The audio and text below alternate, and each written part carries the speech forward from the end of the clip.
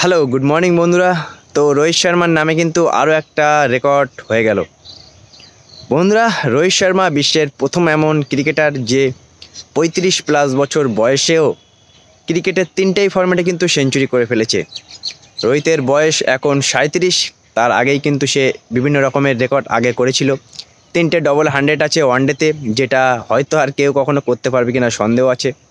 কিন্তু 37 বছর বয়সে আফগানিস্তানের সাথে লাস্ট টি-20 ম্যাচে সেঞ্চুরি করার পর রোহিত শর্মার নামে কিন্তু আরও একটা রেকর্ড থেকে গেল।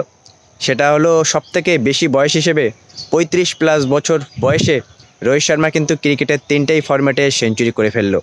টেস্টে এর আগে করেছে, ওয়ানডেতেও করেছে, আর 37 বছর এসে সে কিন্তু ক্রিস গেইলের সবথেকে বেশি বয়সের রেকর্ডটাও এক প্রকারভাবে ভেঙে ক্রিকেটের তিনটেই ফরম্যাটে কিন্তু সে সেঞ্চুরি করে ফেললো।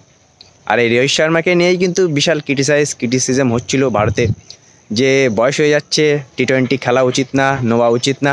সেই রোহিত শর্মা কিন্তু এত বছর বয়সে এসেও একের পর এক 6, একের পর এক 4 মেরেই চলেছে।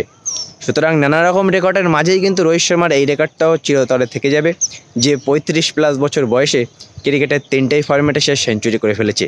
এটা কিন্তু একটা ভালো রেকর্ড, বা রোহিত শর্মার জন্য এটা এক প্রকার স্বস্তিদায়ক।